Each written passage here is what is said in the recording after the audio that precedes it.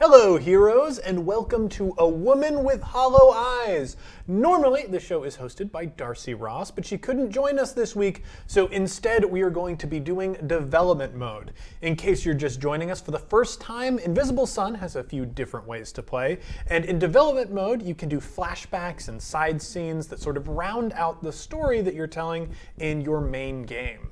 And I'm going to be joined by some of the other players. I guess normally I play Calvin on the show, who is a weaver who just gets in a lot of trouble. And with me is Cat Cool. Hello, I'm Cat Cool. Cat, who do you play? I play Kitty Hart, who is a goetic who also gets into a lot of trouble. Yeah. Well, I guess, and then we have Alan Linick. Hey there, that's me. I play Wayne, a not goetic who gets into a lot of trouble. Yeah. So Not anything anymore. Well, yeah, he is an apostate. That is a It's thing. a thing! used to be a maker, used to have memories, used to have friends, used to have a lot of stuff. Wayne. Has not much of them no more.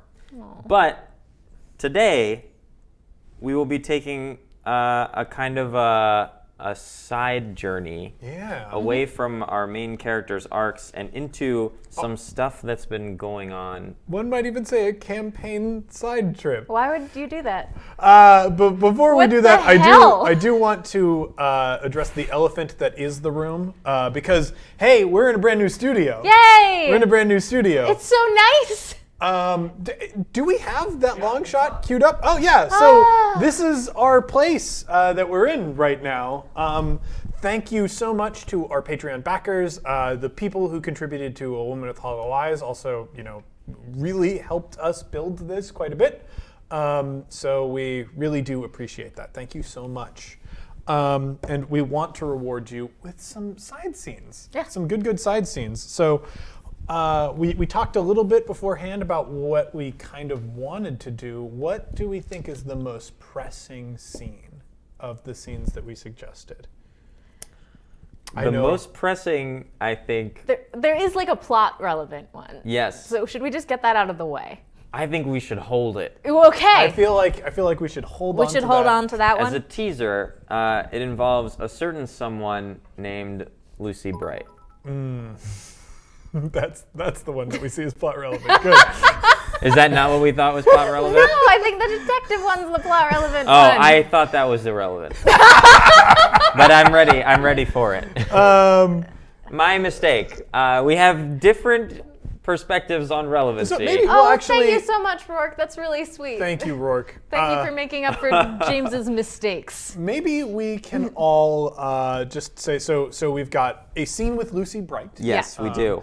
A scene with a detective. Yeah. And our third scene was... We have four total.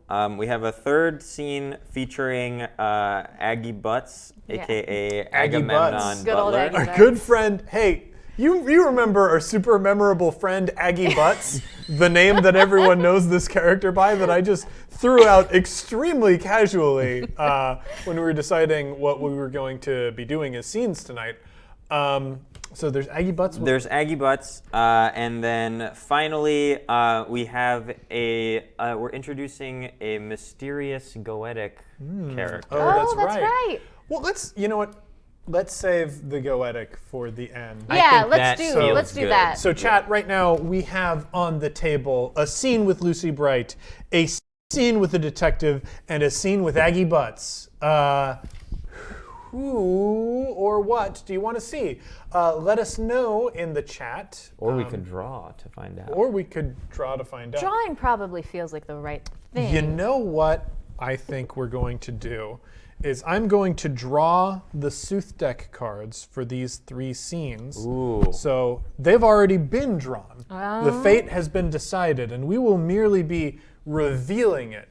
We got one for Aggie Butts. Good old. Aggie Butts. Do we want to just start with Aggie Butts So then? I think we're over here with Agamemnon Butler. Yep. And the card that we got for that is Forbidden Game. Oh. Which I think that's pretty Agamemnon Butler. Like, what's the class on that one? Ooh, that is Notion. What does he sound like again? It's a. He's Like a German a accent. German- Yeah. Okay, hello. Yeah, I've got it. So we start in the blue, which we've never seen before. No, we haven't.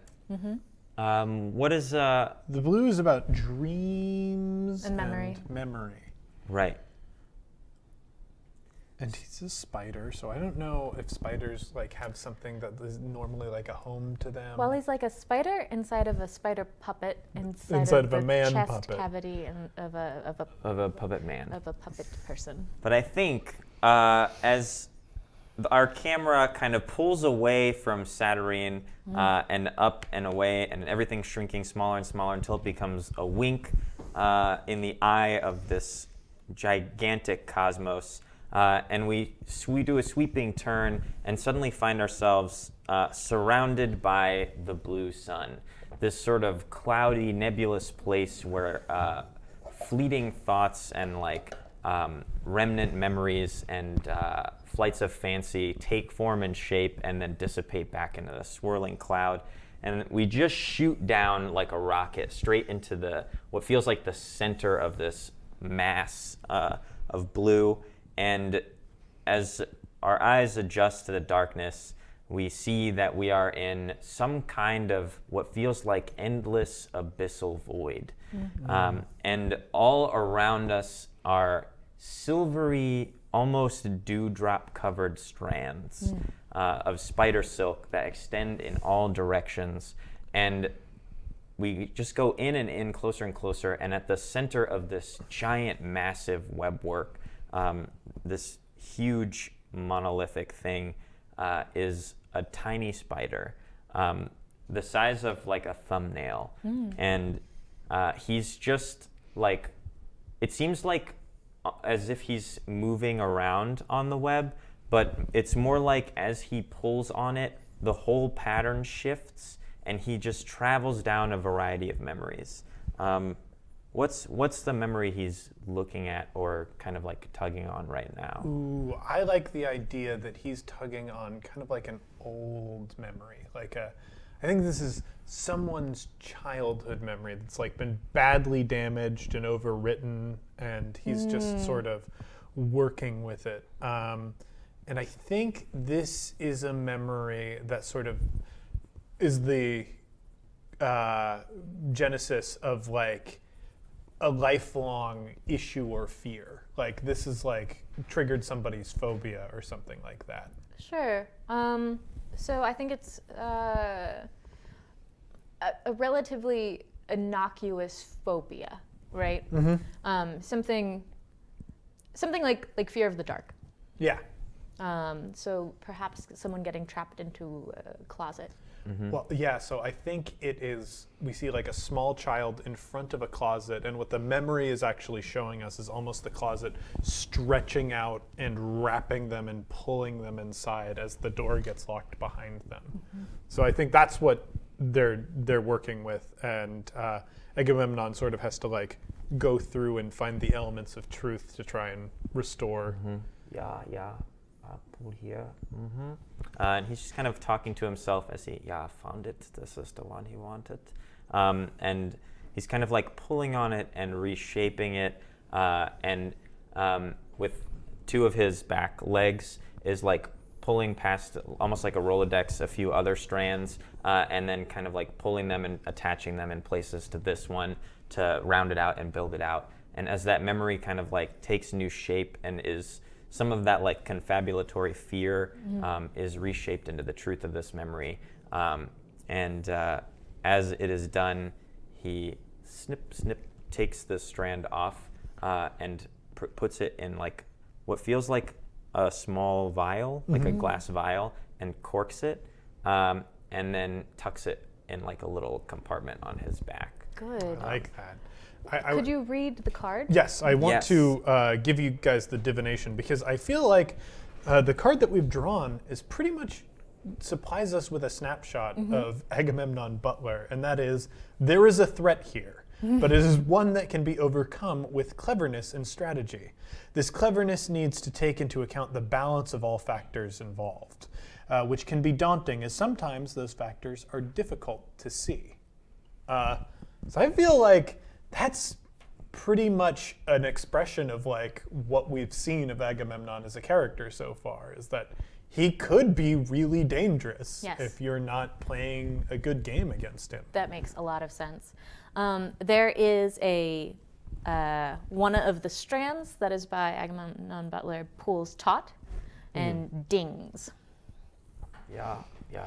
And he scrambles down his web into what looks like a shell of a larger spider, and crawls inside of it, and it kind of zips, almost like there's an invisible zipper along the back of it. Ooh, I love it just that. zips up closed, and the spider's legs kind of like twitch and come to life, and he skitters up the web and towards a tiny hole where there's light coming through from outside of this, like, just sort of like a cosmic funnel space. spider. Yeah, exactly.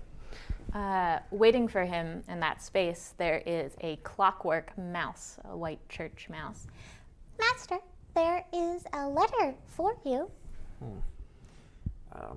From whom is it? From the Hart Estate. The Hart Estate. Well, I best read it right away. From the mouth of the spider, this glass vial with the cork comes out. And he says, go ahead and take this for now. Make sure it arrives to Gregory as soon as possible. This is the one he was looking for. Ah, very good. Thank you, Master. Thank you very much. And Agamemnon scrambles over to this letter and slits it open and unfurls it. You are met with a neat cursive hand and the official stationery of the Hart Estate. There's a request to you from one Kitty Hart that explains that she has some missing memories, and some of her friends have some missing memories, and she would like to hire you to come and take care of that problem, and she is willing to pay your rates. The Hart Estate is always good business. Missing memories is tricky. I wonder what I have on hand. And he goes back down to his I love this. network. We can call it the World Wide Web, I guess, if we wanted to. I think because it is as wide as a world. I would say so. Yeah. And it is in a spiral pattern because it's a funnel, so it is world as well. Yes, the Worldwide. Oh no! Yes, indeed. Too proud. Welcome to suffering. There's no GM to punish me. So when he said, let's see what we have, is he going to check on heart memories that he has? I think so. Okay, so I think we need to flip for that. I think it feels like the time. Oh, and goodness gracious, invisible sun. Is it magic? Yes. Because when Darcy we're isn't dealing here. with memories, we get ghostly presence, which, if that's not related to memories thematically, I will eat a hat. Ooh, you heard it here first, folks. Do we have a hat for you to eat? Oh, we do. Yeah, we do. I did move a hat from the old space to this space. So if this were any other card, I would be eating that hat. Oh, but, dang. but because this game is magic, the divination for this card is something from the past, perhaps forgotten, arises in the present. Hot dang! Aggie Butts, what'd you find? I mean, I'm excited for Aggie Butts, but I'm disappointed for all of us. Because hat eating does sound fun. So I think Agamemnon Butler realizes that he had a run-in, or at least he was in a place where hearts were at pretty recently. So Perhaps in the pail? yes. And so I think he says to himself, his little spider-like front foreleg strokes his spidery chin, which is really just like dangly fangs. And his eyes glitter for a second, and he says, best to start at the front and work your way backwards. So we kind of see the strand, and I think our viewpoint kind of focuses really closely in on a strand itself. And it's almost like a cylindrical strip of film And as he pulls on the strand and like our viewpoint stays focused, we can see the memory kind of like play in reverse of Agamemnon leaving Vittoria Jou's party in the Pale. We see this portal open up and this like cacophony of chaos as all these demons like pour backwards out of Saturnine into this party. We see Kitty and Calvin and Wayne like jump backwards out of the portal, and the portal like close, and we just kind of see that whole scene playing backwards, and suddenly it stops, and Agamemnon, his face is not particularly emotional as a spider, but there is a nervousness to his like leg movements, and he backs up. And there's a moment in the strand where it is clear to him that the direction that this memory was going was interrupted. And it's almost as if the strand was going and then it ended and a different strand was glued onto it in the same place. And that moment, of course, was when Kitty traveled backwards in time to prevent utter catastrophe. We'll try. And undoing the conversation that she had with Agamemnon Butler at that party. So I think he looks over that for a second. And is there anything else about it that like sticks out or is strange? I think so. I mean, so we've already said that Kitty's magic often, like when she makes contracts, it looks like fibers in the first place. So I think that like the way that her magic works probably is like, it looks like it's neatly tied off here for him in a way that he's like, you know, that most of the time when these sorts of things happen, Spider legs. yeah, the things aren't neatly tied off. This doesn't make a lick of sense. Why would it be this clean? It would at least be severed. Who in the world would tie this, you know?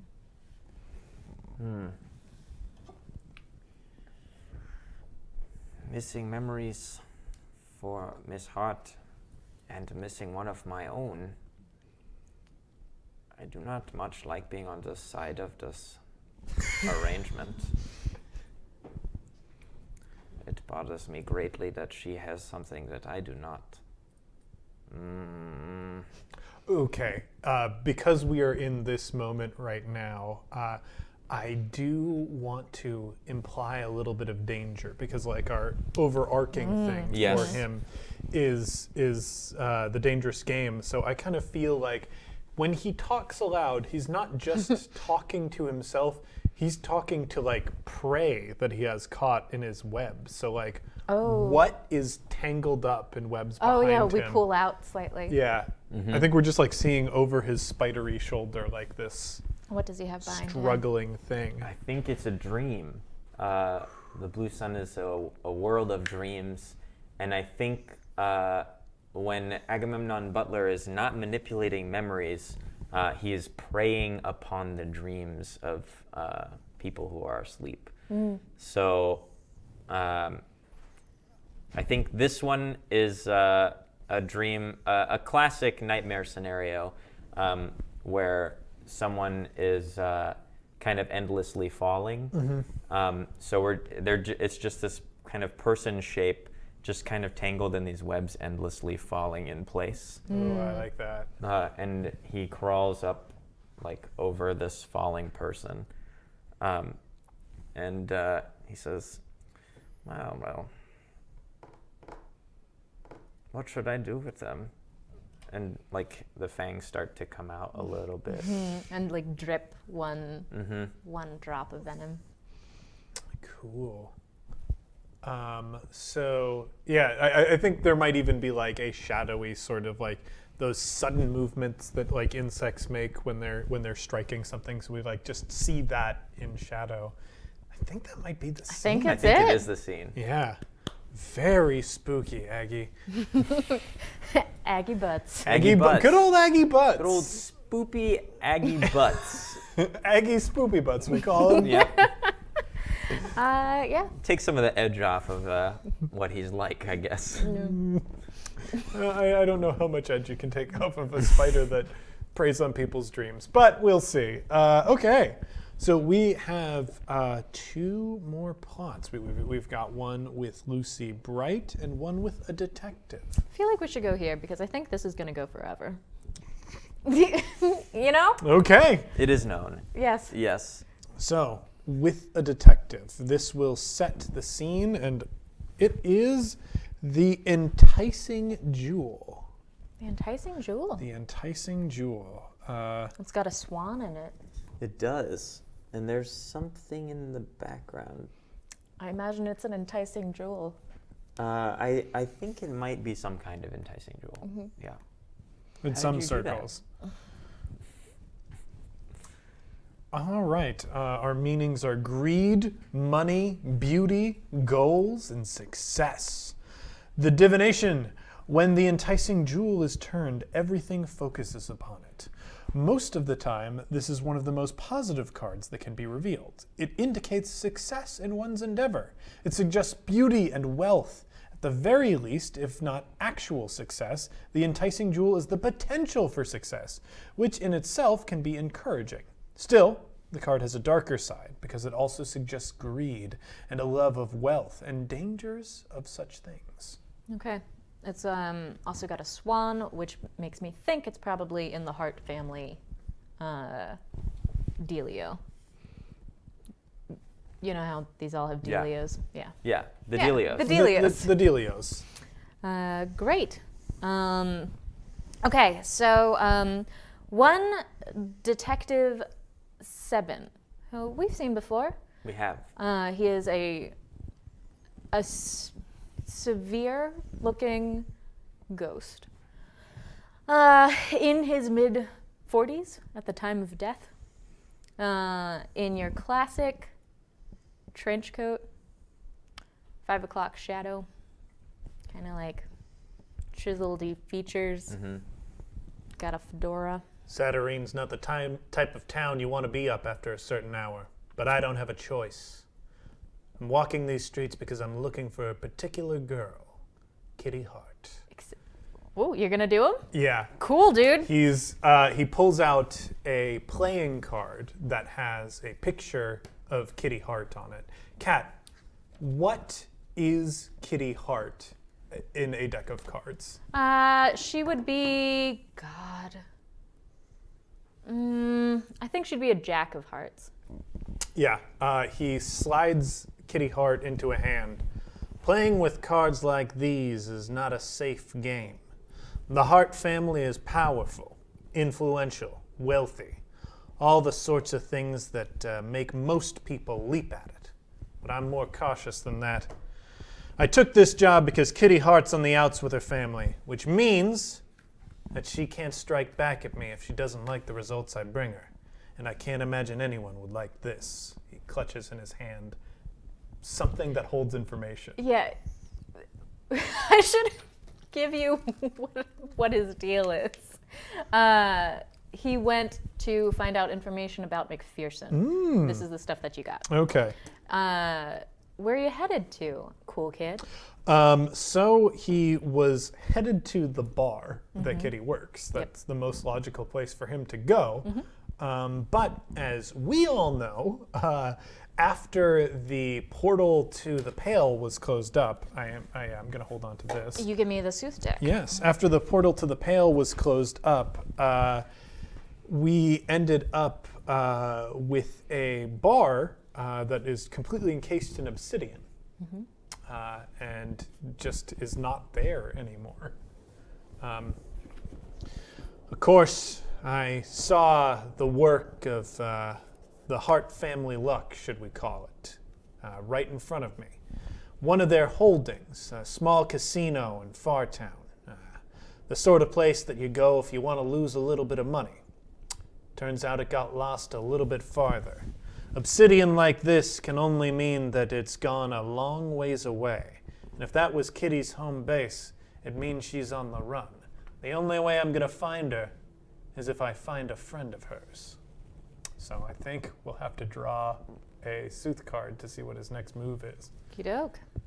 Relentless Rumor. Green, pale. Are you kidding me?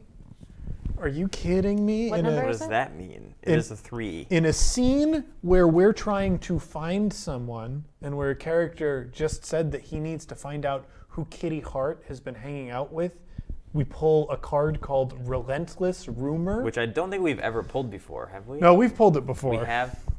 I've never negotiated this before, so what's the easiest way to navigate them? So I have this one open here, and this is of the this family, so it's going to be on one of these. Okay, then it has the page. And I'll have the page number. Thanks. Yeah, if you're getting black cubes, my advice is to buy 2, so that you can have 2 books in hands when you're comparing your pages for your Sooth decks. Endless half-truths, incessant drives, ruthlessness. There's never a real truth in whispered rumors. Searching for authenticity amid the clandestine, furtive words of a rumor is a fruitless task. And yet, still we try, we listen. What was the name of Kitty's bar? The Fine Jubilee. What is the name of Kitty's bar, I'll have you know. Well, it doesn't appear to be there anymore.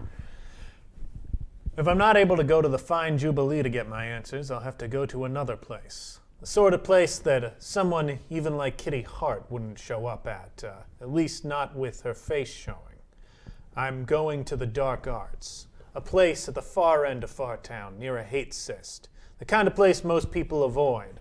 But the people that do go there have open eyes, open ears, the kinds that take in answers, and that's what I'm looking for. I think there's a baby tiny flash of lightning as the rain cloud centers over your head, and you pop your collars It up. puts out his cigarette. Yeah. Your the little, ghost cigarette? The little rain cloud puts out my ghost cigarette. Oh, And good. as it drenches you, you pull your collars up and your hat down, hands in pockets, and trudge very noir-like down the street. I think there is a point where we see a cigarette butt on the street, and he picks up the ghost of that cigarette Oh, to sweet. light it up. That's Beautiful. how cigarettes works for ghosts. Okay, Pretty radical. 7. Still put out by water, though, which is a real bummer. Yeah, it is a real bummer. So what's this place like? So I think this place, it's called the Dark Arts. I think it's a big skull. I like it. Yeah.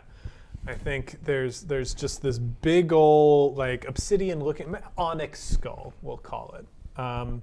And he walks up to it. I think as you approach one of the windows, these eyeball windows, one of them shatters as someone is thrown bodily out of the window and lands on the ground and rolls unconsciously to your feet. Oh yes, and this person is just like a big collection of keys.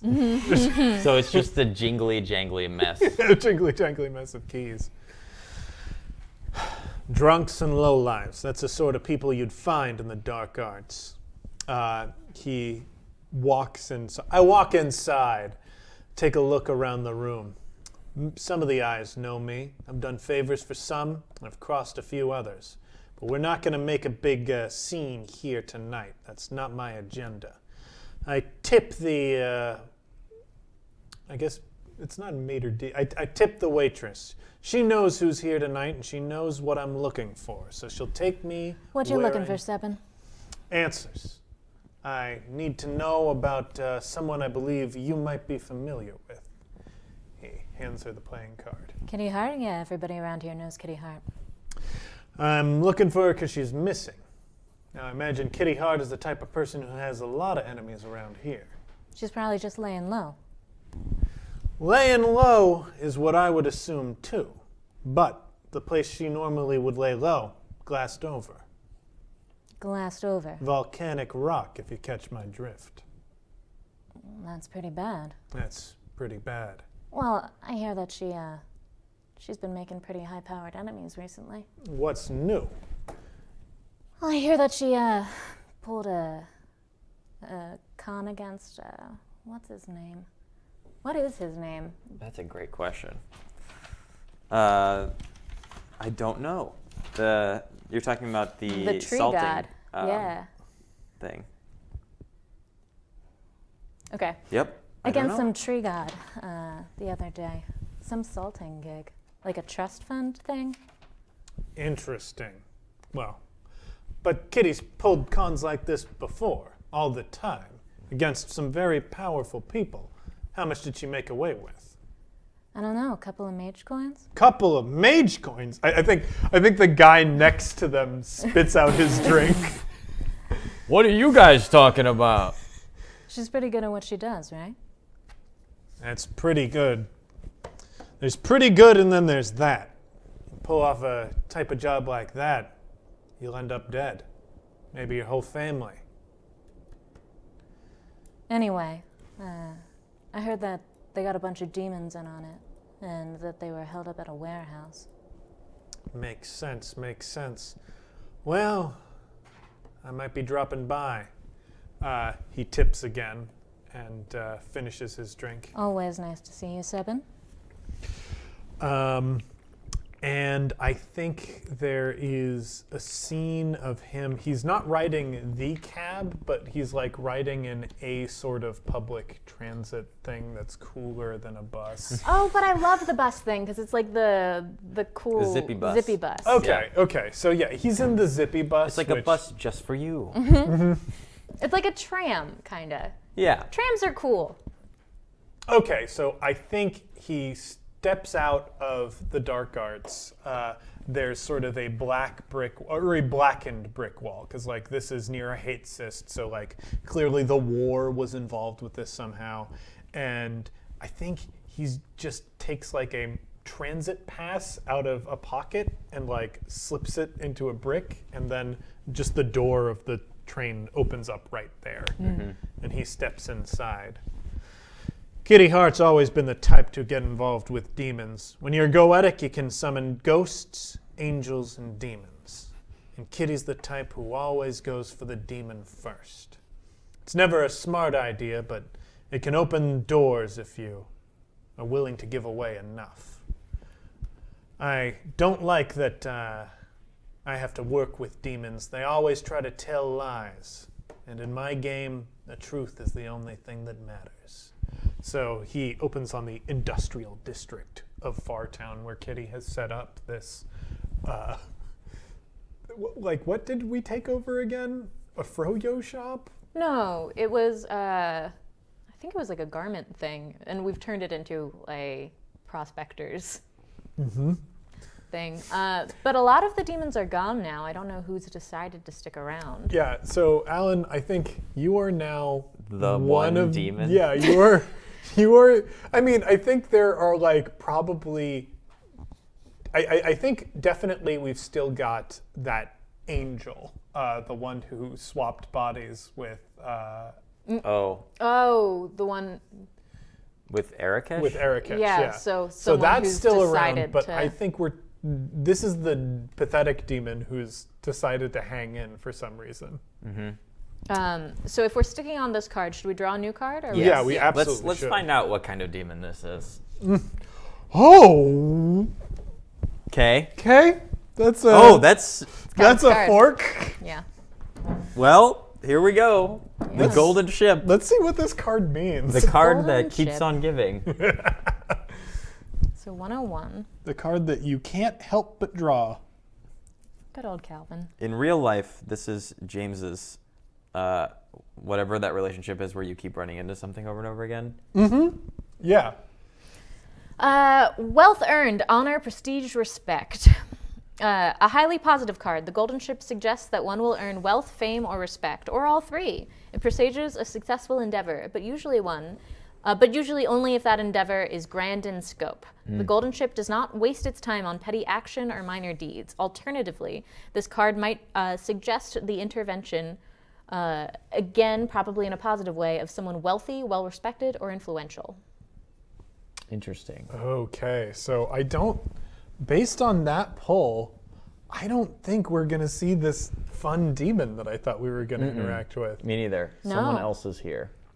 Well, because this is a noir, I think I have to get jumped right now. Yes. And this is, okay. This is the hunger, right? Probably. The hunger sends some goons to jump this detective on his way to this shop.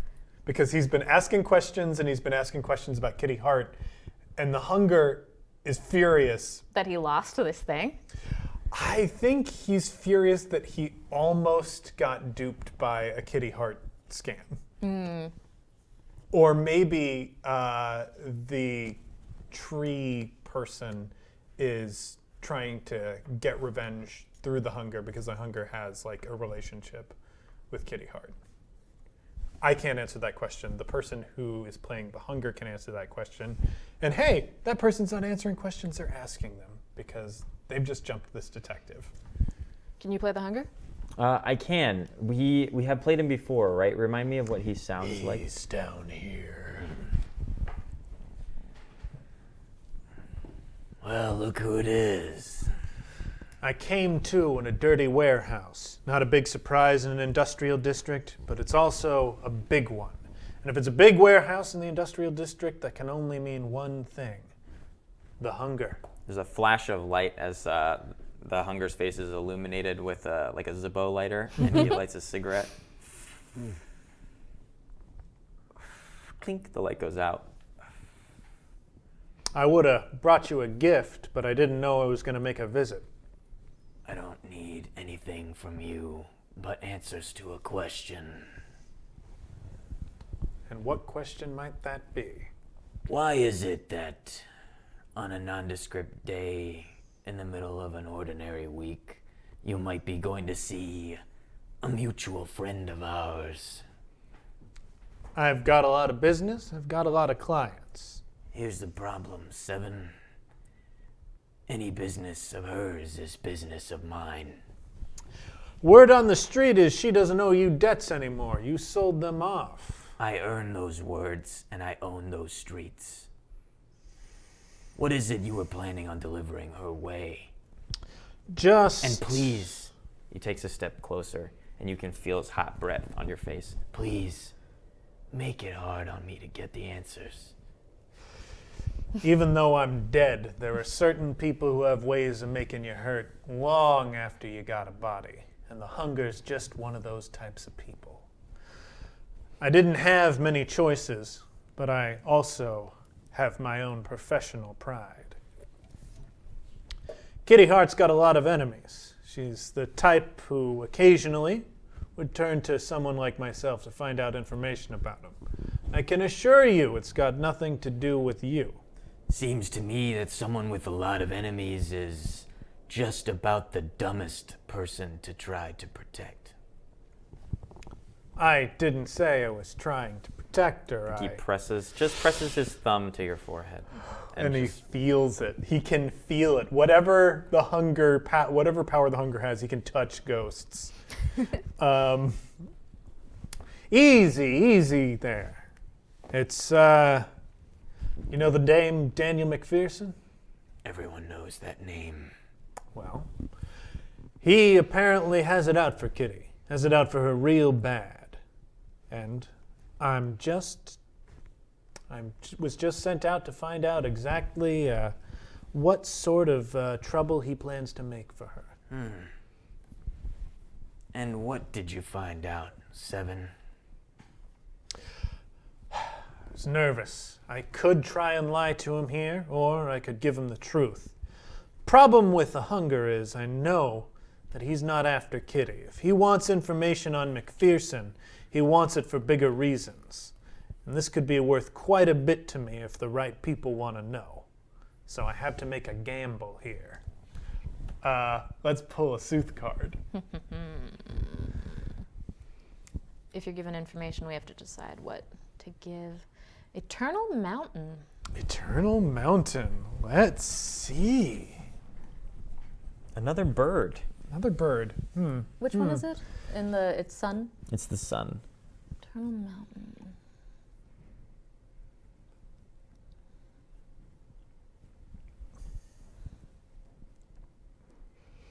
Unchanging solitude, memory, eternal long life. A challenge that lies ahead is insurmountable. Conversely, if one is on the defense, one can weather any storm, any assault, or ill fate. Eternal Mountain, in general, predicts a long life, but it also suggests that one should move forward alone, particularly to better reflect upon the past. Doesn't feel like it. I'm getting beaten up. Yeah. I think is what's going to happen. Yeah. And that happens. Yep. So it's the sort of thing that costs more than even the hunger can pay. It's funny. This isn't the sort of exchange where you get to decide what the price is. And I think he slides his claws into where your shoulder socket joint would be. And as he does so, your arm from this way down just evaporates. It just Detective turns Seven! to boils away into nothing. I think he passes out. Yeah, I think he passes out. Hello. Gosh, okay, so if we're sticking with this, yeah, he comes back. Oh, I'm sorry, I must have dozed off. Were you going to let me go, or did you have more torture?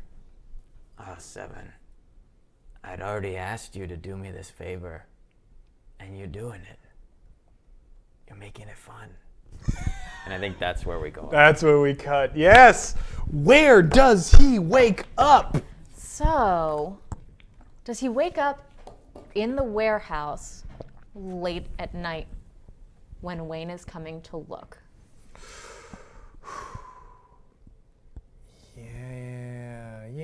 Yeah. That feels right to me. Otherwise, this is going to drag on for at least 2 more scenes. Right? Yeah. That feels like the right thing.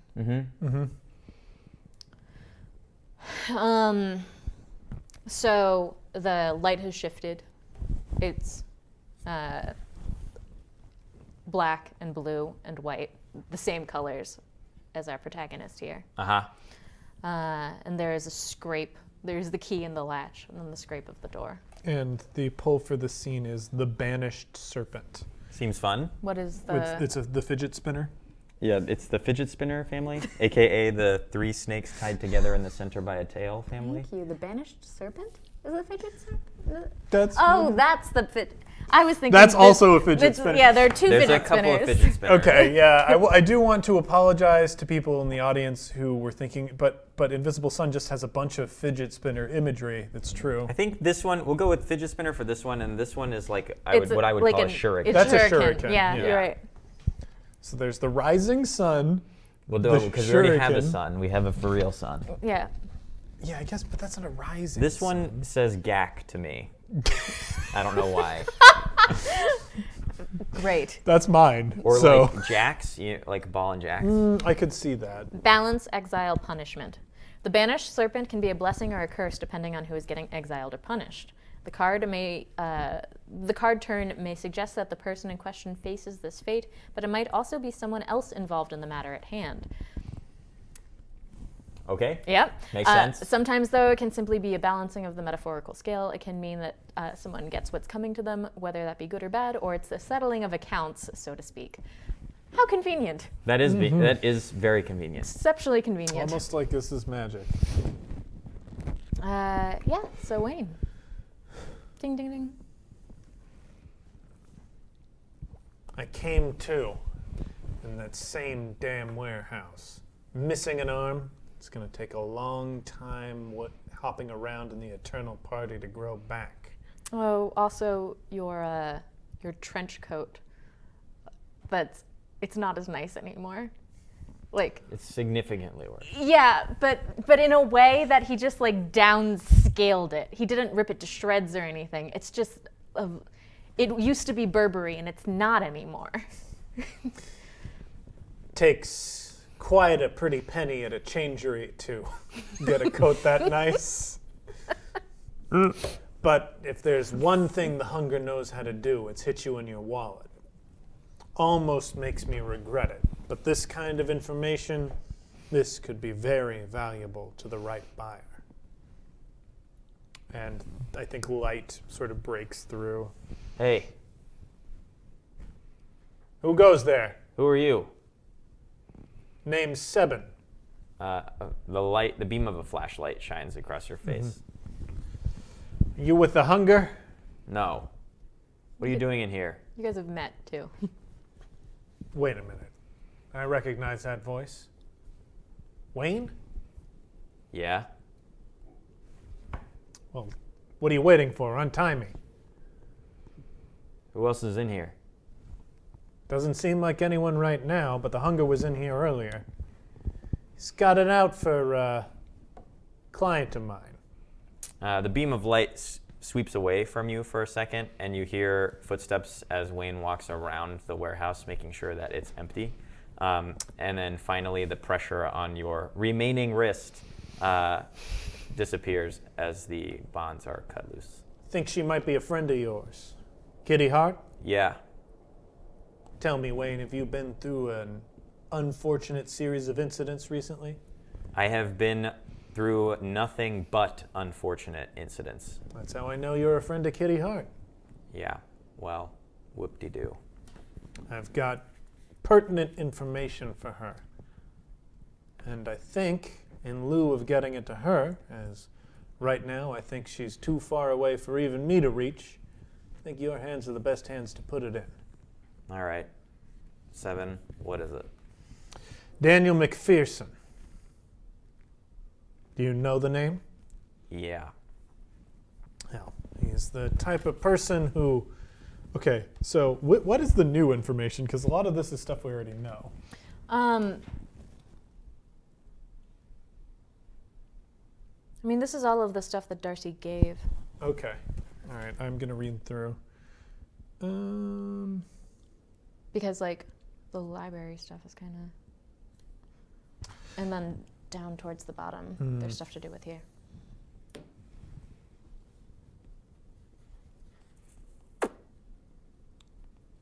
Okay. Cool. So, I found out about his house. It looks like it's a sausage shop on the outside, but the inside there's an almost infinite labyrinth of corridors, full of demons and angels in permanent stasis. Uh-huh. It's also the kind of place that's hard to find. He's got ways of keeping it secret and hidden when he wants to. Great, thanks. I could tell I was getting nowhere with him. Wayne's not the sort of person who suffers the same information being ferreted back to him. Well, you're welcome. Well, how's this one strike you? He's got ways of keeping... Gumshoe being taken off balance is the best thing that's happened to me all day. He's got ways of keeping people in there. If somebody walks in, there's a good chance they'll never walk out. And it's because he's got spells on the place. Not just spells that'll bind demons and angels, but spells that'll keep you wandering in those labyrinth halls until you die, or worse. 7, you gotta have more than that, right? Like, what are we doing? The layout's always shifting. There's only one place that never changes. That's a library. Now, that's just a rumor, but the people who managed to get out of that place talked about it, how it would go in and out. There's also Who this. are those people? Angels, powerful ones, demons as well. Anyone who had someone on the outside who was willing to sacrifice a great deal in order to get them out. That's the thing with Daniel McPherson. You can definitely take people from him, but he always takes more than what it costs. I did find one thing, though, and that is we have to draw a Sooth Deck card to see if there is a weakness that we find out about. We also get to make up some rooms. Ooh, sweet. Yeah. In the house? Yeah. I'm ready for that. Yeah. So yeah, well, let's make up some rooms right now. Kat, you've been thinking about this the longest. Yeah, I think that there is like a basement that has like an unfinished basement that has like storage for the materials to make mundane sausage. You know? Mm-hmm. So there is like, it seems like the thing that should be attached to the shop. None of the other rooms seem like this. But there is a basement that has a walk-in freezer, Okay. right? Yep. Yep. That has, A cold plate. yes, Cold storage or Were you gonna call it a cold room? yes. I mean accurate. You know, Yeah. one of those cold rooms. A cold room, and then like food products elsewhere in the thing, and it has. Whenever we talk about food in Daniel McPherson's place, Terrifying. it makes me sick. It's to my very, It's stomach. very- always spoiled in my head. It's very scary, It's like but gray meat. but it's also up to code, which is important because it means that it has like spill off drainage stuff that has to be connected up through the house. Aha. And it Which also- might be a way in. It also means there's a code that we can get him on.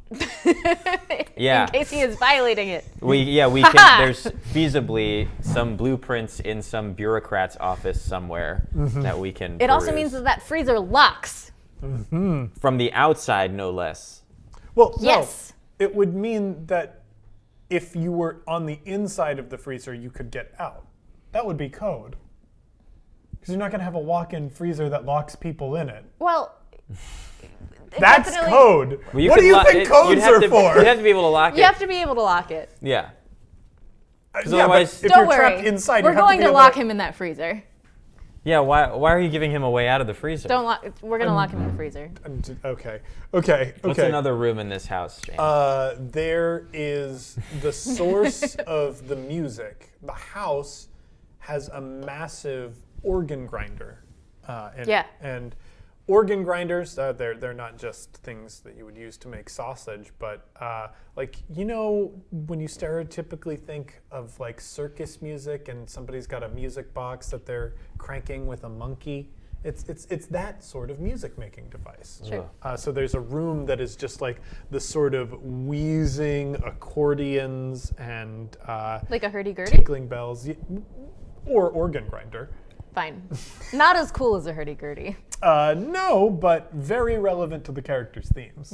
Oh, gross. Yeah. And that's where the music comes from, that you can hear when his power is at its apex. What about you, Alan? I think that in the dead center of this labyrinth is a room. It is painted in a pleasant sunrise yellow. Hanging from the ceiling is a mobile. There is a bassinet in the room. Oh my. You made the most terrifying room in the house. I know. There's a bassinet in the room. The walls have shelves at like a foot-high level, and sitting on the shelves are a variety of soft and fluffy stuffed animals with like smiling eyes and pleasant faces. The floor is like that like soft styrofoam puzzle pieces that children can like put together that have like letters and numbers and shit in them. And I think the bassinet is like the crib or whatever is on little wheels. And I think as you approach it, it maintains its distance from you no matter how you try to get at it. So it just wheels away. But aside from that, it is pleasant and soft. There's a window that you know leads to the labyrinth, but there's like soft sunlight streaming in between the blinds, and a little like night light that casts like pinpricks of like constellations on the far wall, and a little like changing table / like chest of drawers that has like a variety of neutral colored baby clothes in it. Horrifying. Let's draw a Sooth Deck card. I have one point of information that I don't know whether or not you gave this. Did you give this specific? B, demons and angels? No, it's a number. Oh. I thought that was a B. I apologize. There be demons and angels. He also, those angels and demons that he grinds into sausage, Yeah. that are always 13 At once? at once. Ah. Once one is all ground up and used, there's another to take its place. Well, But of course, I didn't just come here to tell you that it's an impregnable fortress. I came here to give you a very critical piece of information. One that took a lot of sacrifice to get my hands on. And Alan, I'm going to need you to draw from this sooth deck I shall. for the For what the thing that's could gonna be help the us. critical weakness. The critical weakness of Daniel McPherson's house lies in the ambassador card. What is the? It is a sun. Okay. It's a very powerful card. It's an Seven. it's It's a, the it is first- it's an 8 and it is also the art is phenomenal. Yeah. This lady is holding a she broken looks so sword that is cool. maintaining its form despite being broken. Diplomacy, reason, discussion, intelligence. For some, the ambassador card is a blessing. She indicates that calm heads and reason must prevail to remain on the path to success, that intellect is superior to brawn, and conversation is greater than conflict. But to those who already plan a more direct, confrontational, or even violent approach, this card can be a thorn in their side. So Kat, Yeah. what is the way in? What's the weakness that this card represents?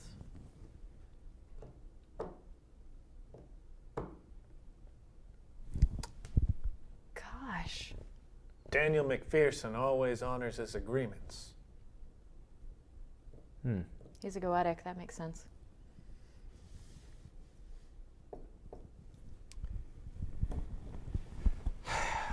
Look, Wayne, I like you. You're a nice kid. I don't want to see anything. He looks you up and down. More unfortunate to happen to you. Or Kitty. You're the type of people who go out chasing trouble. And Danny McPherson, he's trouble. If you try to take him on his terms, you're going to end up dead. Or worse, you're going to end up meat. Lucky.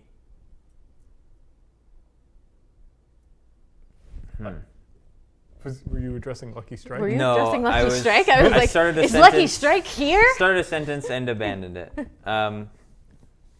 Instead, I will say 7. I mean this in the most positive way. You have given me something I can use. What are you planning on doing about McPherson? One way or another, I'm going to make it so that Daniel McPherson is not our problem anymore. Well, here's hoping that I get to talk to you about it someday. With that, he uses his one good arm to grab his roughed up fedora off the floor of the warehouse, and he starts walking towards the door. Hey, 7. There might be one more thing I need from you. And what's that? I think that's the end of that scene. Nice. Cool. Nice, nice, nice! Huzzah. So that leaves us with the scene about Lucy Bright. It does indeed. Could we take a small break before we get there? I think we have to do this without breaks or any sort of human consideration. We'll see you shortly. We'll see you shortly.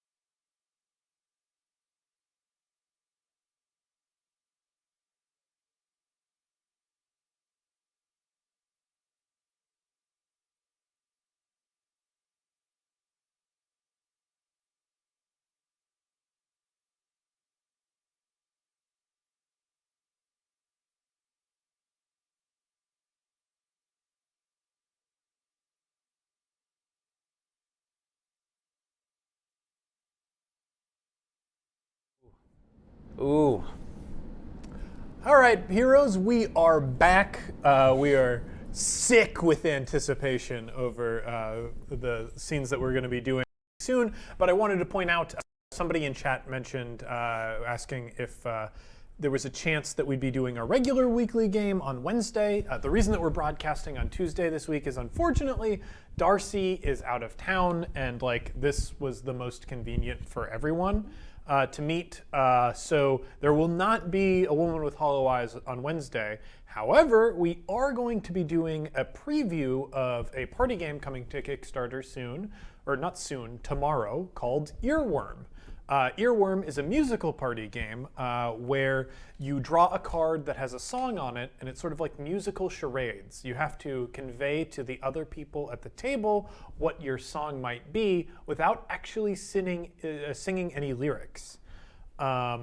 So I think if we were to do this right now, it would be dun da da da da da dun da da da da da da da. It's all coming back to me now. Yeah, it's all coming back to me now. So that's going to be a lot of fun. We're going to be streaming that tomorrow. I won't be on that stream because music terrifies me.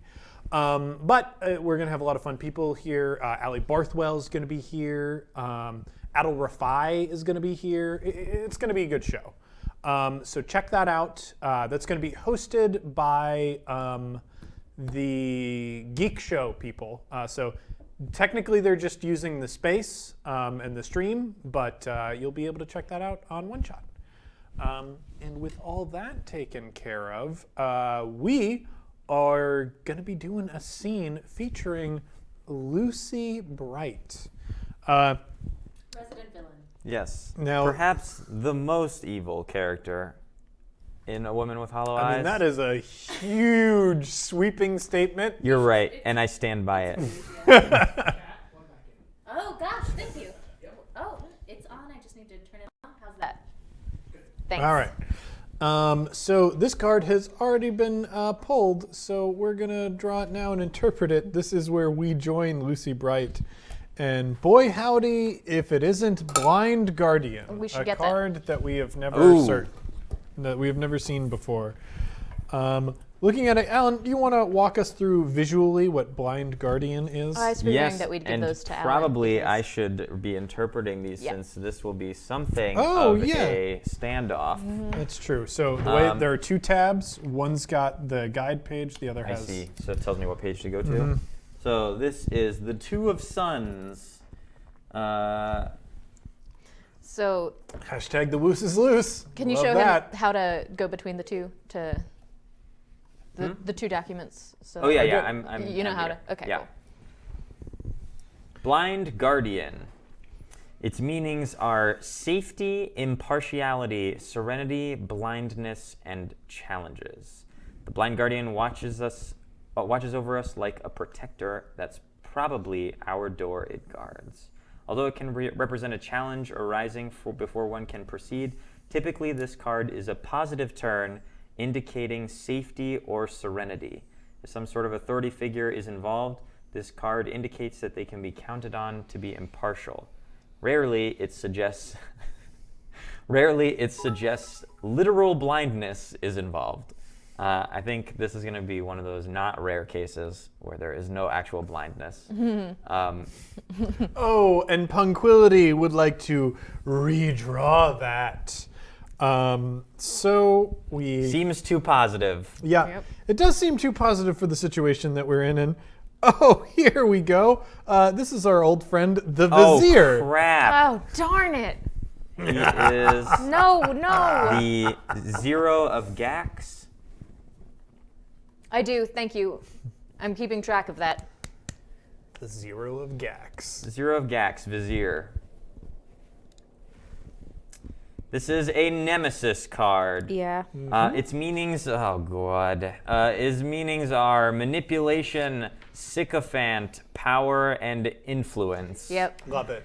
Someone is manipulating things behind the scenes, and that's almost certainly bad for the person in question. One must look for where the real power is because this card turn suggests that it isn't where one thinks it is. Okay.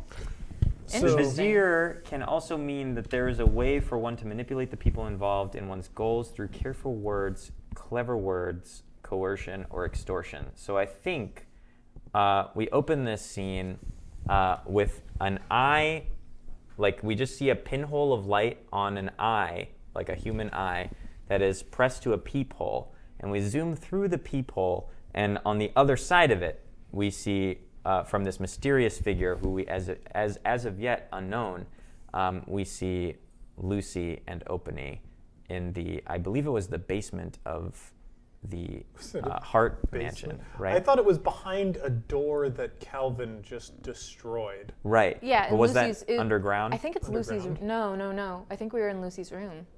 Oh, that's right. What does Lucy's room look like? Lucy's room Greens and is- golds. Yeah, greens and golds, very tastefully decorated. It is a plantation style. Like the Hart Mansion has to be a plantation style home. So it's got that very American decorating aesthetic, and I think the walls are just covered in awards that she has won. Oh, Of course. okay. She's very gifted. So yeah, there are plenty of awards, but like there are these beautiful gold leaf covered chairs, and right now there's a summoning circle on the ground and a bunch of candles of different colors that are all like beautiful and scented. They are scented candles.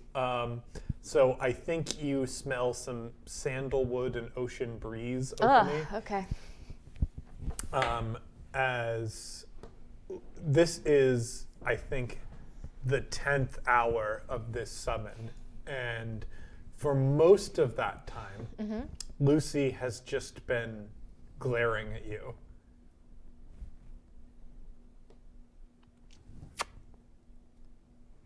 You don't look that special. What's that mean? It just means that I don't think you look that special. Back at you? We just passed the 10 Wow. hour mark. Wow. Unbelievably rude. You are here to serve me right now. Is that what I'm here to do? Because you haven't specified what I'm here to do yet. Well, maybe I haven't quite figured out what I could possibly need from someone who is just not that great.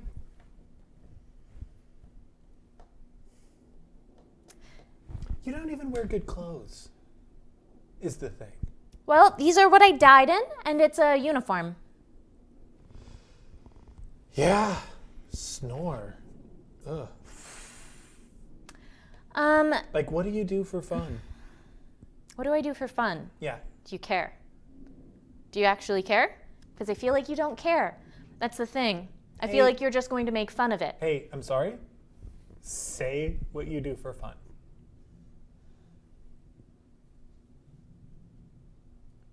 I pin bugs.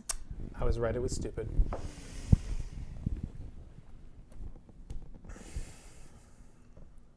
What part of cataloging specimens sounds stupid? I don't know, it's pointless. Why is it pointless? What do you get out of it except some bugs, things that people try to get rid of on a regular basis, and now you've ruined a box Well, there are and a pin. lots of dream moths that haven't been properly cataloged yet, and I discover them. God, ooh, wow. I wonder why society hasn't put a big push behind cataloging all the dream moths. What do you do for fun? I go out and I see friends. And I guess I achieve things. A truly ludicrous number of trophies and awards. What sorts of things? Anything that I put my mind to?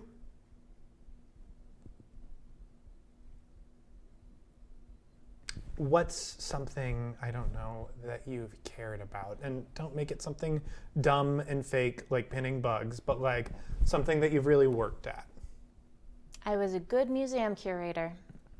Oh, that's funny because I discovered one of the main pieces in the Natural History Museum in Saturnine.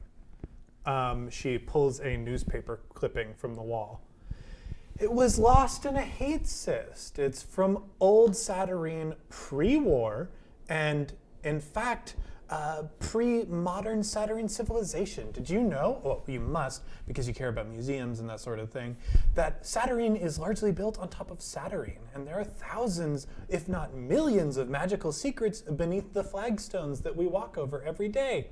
And while I was out doing what I like to do for fun, having a good time and partying, I found this priceless artifact, part of our natural cultural history. That's right, without me, Lucy Bright, we don't have that. But bugs, great. Yeah, I can really see why someone would want to talk to someone who pins bugs. So you just stumbled into it in a hate cyst.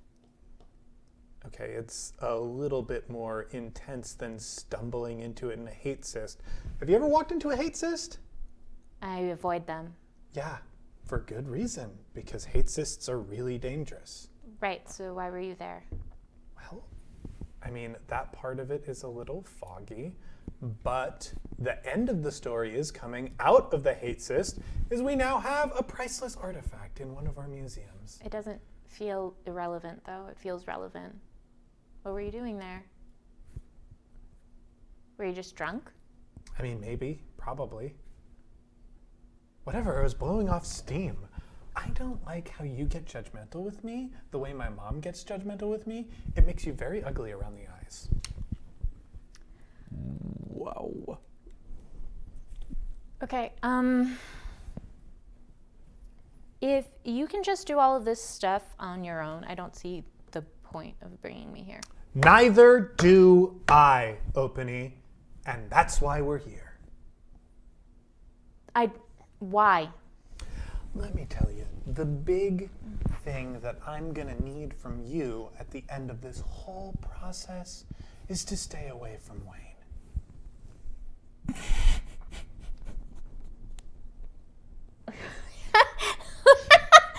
You wait! It has been 10 hours! It has been 10 hours! Crazy woman, it has been 10 hours! And you... Wow, you are really using the tone of voice of someone who doesn't know that there couldn't be 10 more. But I think we both know that there could. Who? Lucy? Why do you think I care about that person? Oh my God! I don't know if you care about that person. If you had a lick of good sense in your head, maybe you would, but you don't. Which proves my point from earlier. Why are we here? What could anyone see in you? I don't need to justify that. That's really rude and way too familiar. Excuse me? You are a ghost. There is no too familiar. You are here because you are here to serve. You were called by the circles. At the end of this, if you would like, we could try and talk and work something out. But I guarantee you, sweetheart, I've talked to a lot of people in your position, and they all end up doing the same thing. And that's exactly what I want. Since we're here, though, one of the things that I want is to know what anyone could possibly see in you, and I just don't get it, Openy. Great! Wonderful! You're setting the means of colloquy. Finally, draw a card. So, just because you are our resident goetic summoning expert, can you just clarify for all of us at the table and everyone watching, how does the summoning work, right? What is the path to a bargain? What you have to do is you have to declare what you want out of the summoning, but that can be a multi-step process, and we can figure it out along the way. And then it is 3 things. So in this case, it will be 3 card pools, and those determine how the thing goes. For the audience at home, Bad will be in the favor of Lucy because she is a horrible Because villain. she is bad. And good The worst, things I would say. will help out Openy over here. Who is at worst neutral. Yeah. At very worst. At very At like worst. the most extreme worst. And then, if at the end of the scene, Lucy has to decide how she is going to get whatever she wants out of Openy, either by persuasion, coercion. Right. Right now, it seems like she's using Pretty coercion much just going to be coercion. or bribery. Why would I waste my time with either of those two things? Okay. are It is. coercion. You're already getting like I believe negatives against you for deciding to use coercion. Right. Wow, I'm really worried about that. But by stating that Lucy wants you to stay away from Wayne, that's kind of where That's the we've end stated goal. that's step one of the summoning process, right? Right. Is stating your thing. So here's our first card pull. It's a nemesis card. It is a nemesis The card. second nemesis card for this scene. It is the Doctor, which is the Yeah, what are the 0 meanings? of Suns. 88 is the page number I'm looking for. Can I? Ooh, fun fact, you can type the page number into the top and it'll just take you there. Nice. Good find. Good computers. find. Love computers. They're super fun. They're almost as magic as Invisible Sun. Their meanings of the Doctor are wisdom, health, dependence upon others, and disease. Although sinister in appearance and position in its family, the Doctor card can mean good health and a wisdom in dealing with the challenges that life can bring. However, there's always an undercurrent of dependence with the turn of this card. It's not the wisdom of the person in question, but the wisdom of someone else. The presage, which is a word I've never seen before, so I assume I'm saying it correctly. The presage of well-being comes from the intervention of some outside force. Worse, however, sometimes the Doctor suggests not health, but illness. So, I think we need to decide when we are pulling these cards, since Lucy's doing the summoning, that this will, when we talk about like the person in question is like a phrase that comes up a lot. I think you are the person in question, right? Well, I think actually it's going to be Openy who's the person in question, because we decided good things are good for Openy and bad things are good for Lucy. So I think that the person that we're all behind in this scene, the protagonist, is Openy. So what do we feel about this card? I think we're interpreting this card as a negative. Yeah. It feels like an extension of the themes that we were already working with in the Vizier. Is Openy has to be very clever about this situation. Yeah.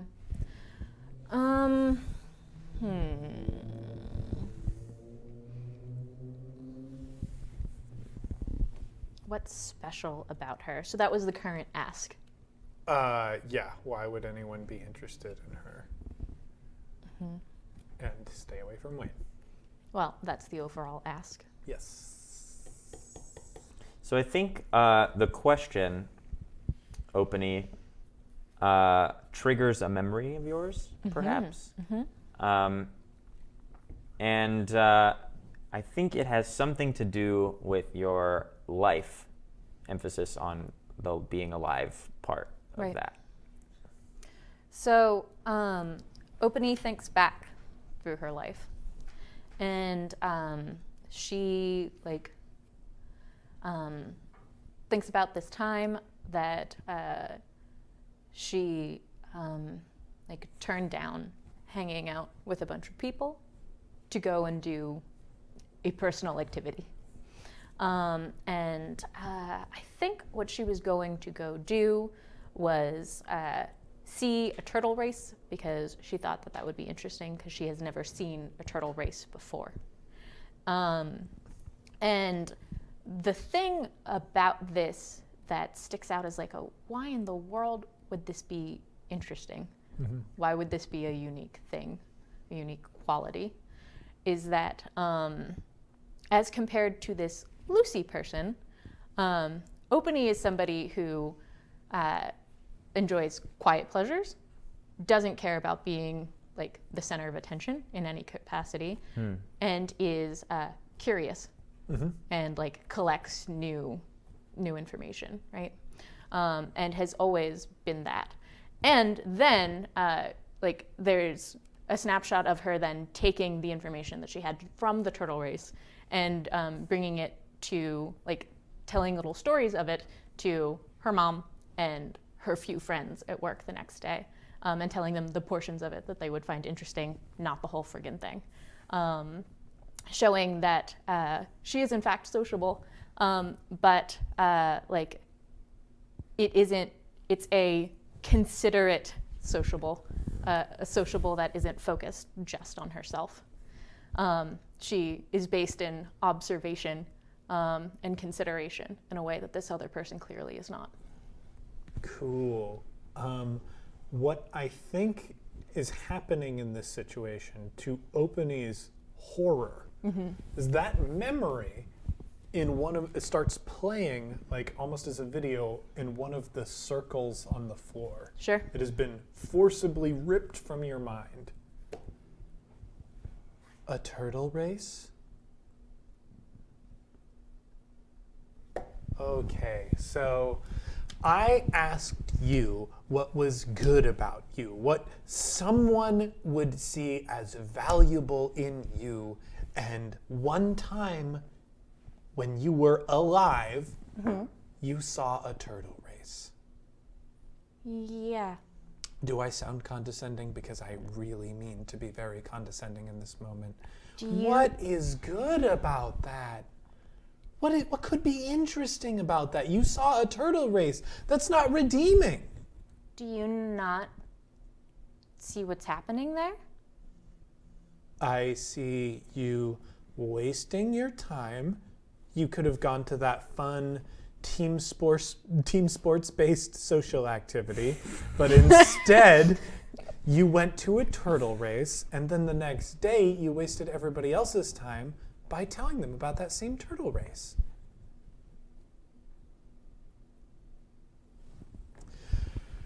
Oh, wow. Look, I knew that this was going to be a long process when I set out on it, Openy, but I didn't think it was going to take this long. It seems like there's a lot of stuff that we have to get at that's underneath the surface of turtle racing. Turtle racing and pinning bugs. There's more that you want to see. Someone killed you. Like, that's gotta be the most fun, interesting thing about you.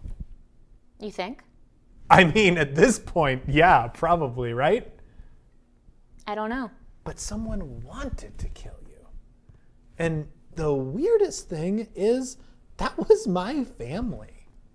I think, what sort of evidence does Lucy have? Because we found, that's something that Wayne found out. And for Lucy, it was trivial because, like... Wait, I did? I don't think you did. Did Did you? you not? No. Is this a secret that I don't know, that you know? No, that's, I thought that's, No. oh boy.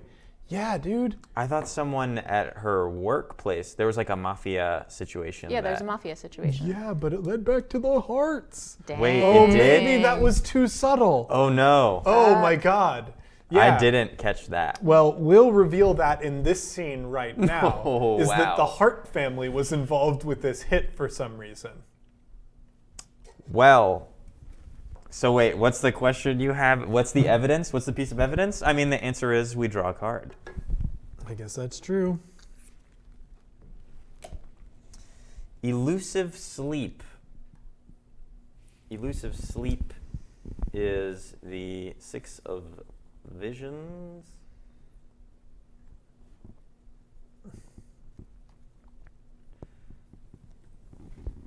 Elusive sleep meanings are futility, worry, stress, and awareness. Someone is racked with worry. An NPC notices something important An NPC's action are futile, or no one can sleep. I think the evidence.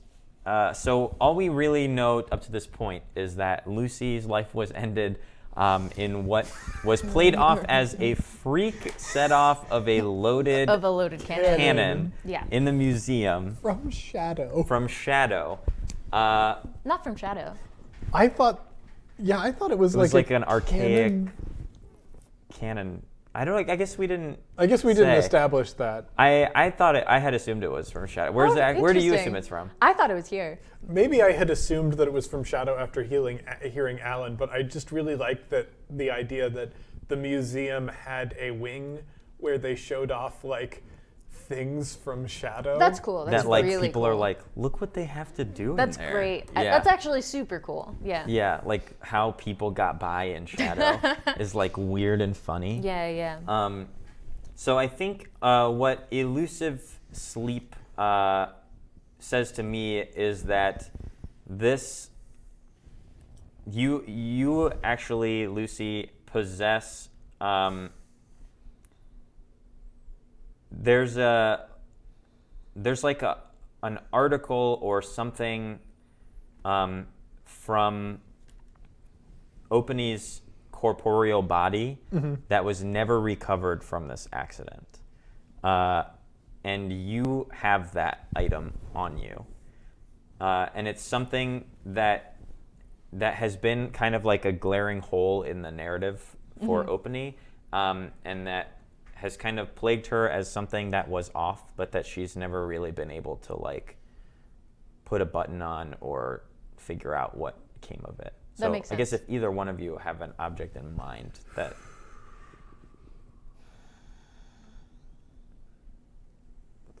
So the closest idea that I have is the idea of like whatever safety precaution the museum took to make it so like that this cannon isn't the type of cannon to go off.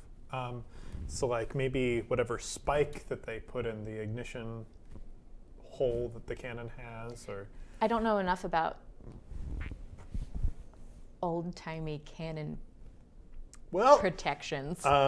So back in the If you Revolutionary War. If you know about what they would do, Back in the Revolutionary War. do we need this lecture? Okay. When you wanted to wreck a cannon, let's say you're Alexander Hamilton and you're stealing some cannons, but there's so many cannons you can't steal them all. You don't want to leave any in British hands. The best way to disable them is to take a simple nail and hammer it into the ignition area of a cannon. Okay. Because I get it. Yeah, it's broken forever. So you've taken out the spike. So yeah, I think Lucy just has the spike that would be in the cannon. Okay. And they're like numbered for the. Yeah, there's like a tag on it. Yeah. Yeah. So it's clearly the correct one. Yes. You've had 10 hours to procure it at this point. Yeah, I think it's even more than that. I don't know how long after that interaction she actually summoned Openi, but I think she was obsessing about it for a lot longer. Yes, that would make sense with this card as well. So I think she like looked into it. She looked into everything about Openi, and lo and behold, the Hart family had Openi killed. And they had Openi killed because Openi was, as the director of that museum, was getting in the way of a simple part of the Hart family's agenda. Yeah. You had rejected something very, very small. And like, I think, you don't recognize Lucy Hart, but you do recognize the Harts as people who were patrons of the museum, like their names are on wings of that museum, and acted as though they owned the place. And I think Openi stopped them from doing something. So I'd like to flash back, I guess, to what that might be. So they wanted to display artifacts that told a certain story of the war. Mm-hmm. Yep. That like minimized not just their but other people's participation in a bad story. I like it. And so I don't who is the heart that went into the museum to have this conversation? Or was it not a heart themselves? Was it like a lawyer or something? Yeah, it's a lawyer. Yeah. So I think that memory sort of pops up in one of the circles. That's the conversation that killed you. If you had just been cool and like, I don't know, listen to the people financially supporting your museum, you'd still be alive. Isn't that weird? Yes. Yeah, but instead you're here. And what I'm finding out is, again, the most interesting thing about you, and probably the thing that attracted Wayne to you in the first place. Turns out it's just another boring part of your boring personality. What do you think that is? I don't know, that you care about stupid stuff. Like, whatever. We were going to display a new thing in the museum. And because everything has to be so proper, I have to put all the insects' legs in just the right place so that I can display them in the way nature intended. You got killed. Why did you pick Octothorpe Brightclaw then? I didn't pick it. It doesn't matter what it was. Just let us display what we want to display. Okay. Well. You know how colloquy works, right? This isn't my first rodeo. I've already told you that I don't care about Wayne, so. I know. So, the first thing was that you wanted to find out about me, and you already did that. You're part of this.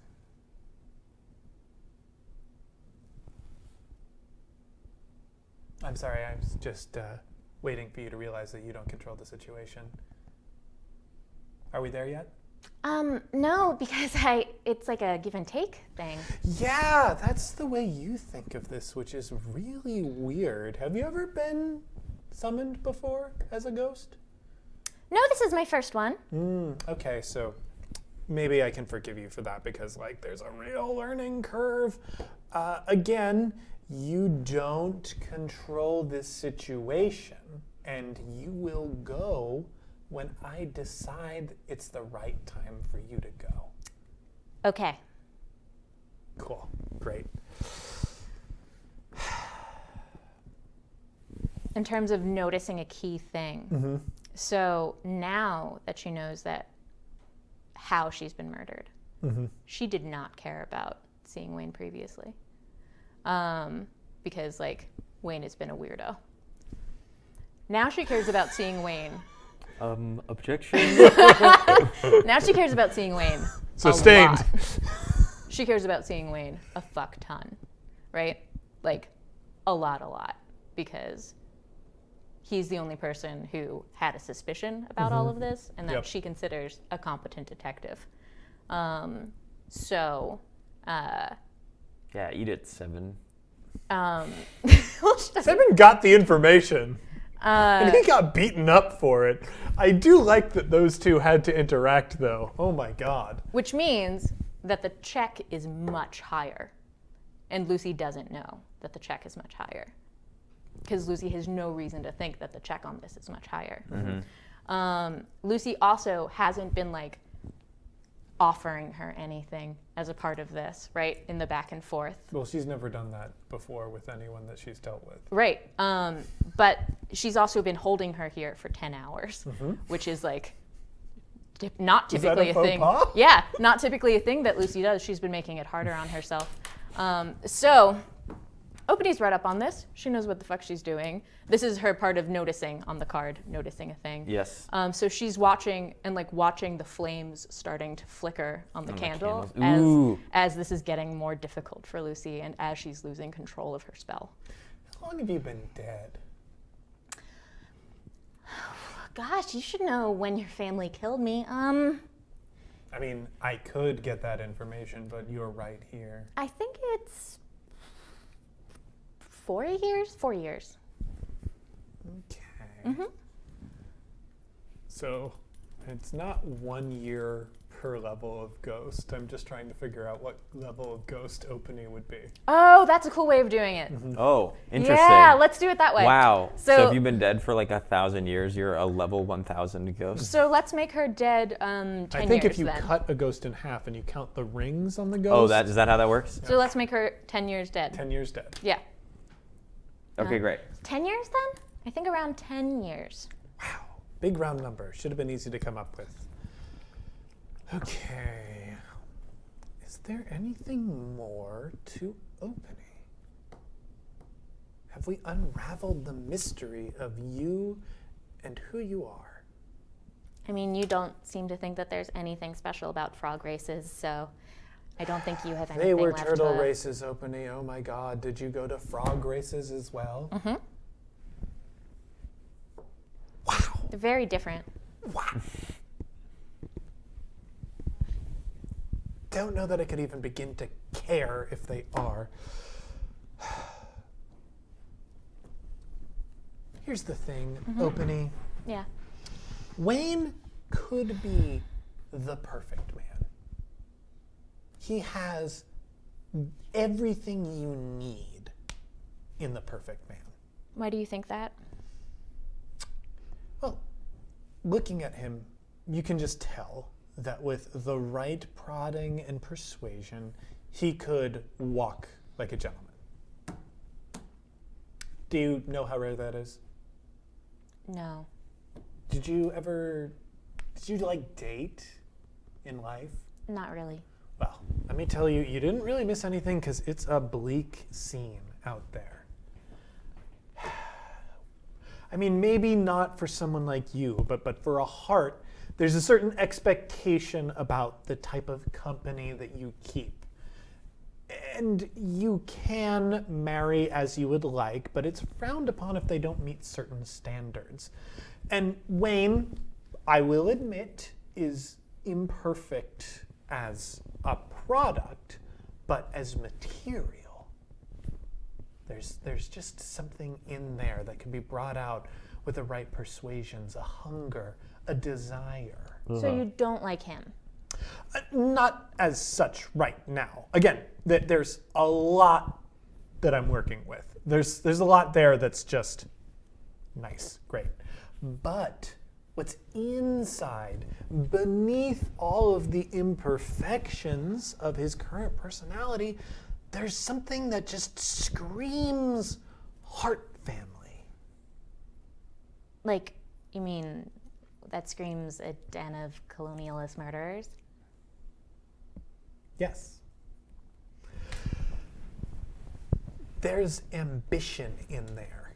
It's the most important thing to have on somebody who's by your side when you're in control of this family. You need somebody who won't shy away from the challenges that will come about. There are a lot of old guard family members who aren't used to stepping out of the limelight and letting the younger generations take hold, and that can be frustrating in certain situations, which is why you need somebody to act like a big target. And Wayne is the type of person who obsesses over things, who wants things, and given the right motivation, would stop at nothing to get things. And that's the type of person that I need working for me. Why do you think that about him? I've seen it. I've called it. How? Because to me, he seemed kind of like dopey but considerate, and like... Yes, that would be the chaff. I am talking about the wheat. When did you see that and how? So I think we'll pull a card for this because we're going to flash back. Ooh, so ready for the flashback. It of is this our incriminating old skull. friend, the incriminating skull. It is the 5 of shurikens. Wayne. Okay, here we go. Also, what she was describing that she liked about Wayne sounded a lot like straight up Spoon Wayne. It did. This card means disaster, discovery, evidence, and connection to friends and family. So this flashback takes place when Kitty and Lucy and Wayne are young children. Because she has been. Sure. She's had this. I mean, we've been using the word crush, but that's definitely not it. She's identified this prey from all the way back then. So I just want from you, Alan, a moment that Wayne had as a child that shows like this sort of obsessive and direct part of his personality. So Incriminating Skull tells us that there's a deeper, darker meaning to the matter at hand. I think what we discover is Wayne and Kitty are hanging out, Yeah. playing as they do in the Heart Manse. When That's what the kids call mansions. Right. The yeah, manse. the manse. We hang out at the manse. It's like a country home, but that's also a mansion. And a servant who is familiar to the household comes up to take Kitty away for a moment, and we. There's a parting, and Wayne's like, "Oh, great! I'm gonna have to sit here and be bored for like an hour while Kitty is like going through whatever weird what's that preparatory school? Like cotillion stuff? Yeah, exactly. Yeah. So he's just sitting around and looking up at this giant bookshelf in this like comfortable reading room, and there's a book in particular that for some reason catches his eye, and as he kind of looks at it and then looks back at the door and there's no one there, and he looks back up at it again, it feels like you can see it wiggling just a little bit, like it's trying to get out of the bookcase. And Wayne, we're talking like 7-year-old Wayne, Yeah. kind of like looks around the room, and there isn't really a whole lot to work with in here. So he goes by hand and climbs up the shelves, and as he gets his hand on the book, I think he immediately absorbs some of the information inside of it. And from the doorway, we hear Lucy's voice, and she just says, "You're not supposed to be reading that. We're not allowed in there." And Wayne loses his balance and falls off the bookshelf and lands on the ground. And when he rolls over to look up again, OG Kitty Hart is standing behind Lucy and puts a hand on her shoulder, and that's where that moment ends. Ooh. I like it. It's the type of person who would risk anything to accomplish something ultimately inconsequential. Isn't that kind of fire you want to feed?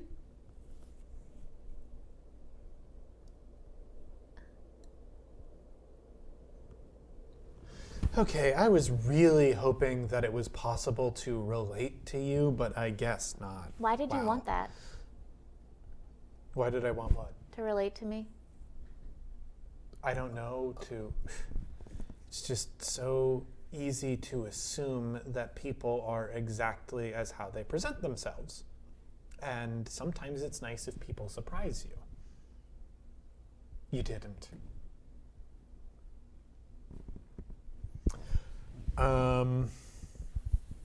Well, I think now that I know that there's nothing special about you, that I know you'll stay away from Wayne, Yeah, it doesn't sound like there's much there. and that you don't even appreciate what's good about Wayne in the first place, I guess we're done here. So we're going To find out if this works, I guess. Yeah, pull this card. So the first one that comes up is the Raven, The Raven, which is the six of shurikens. 120.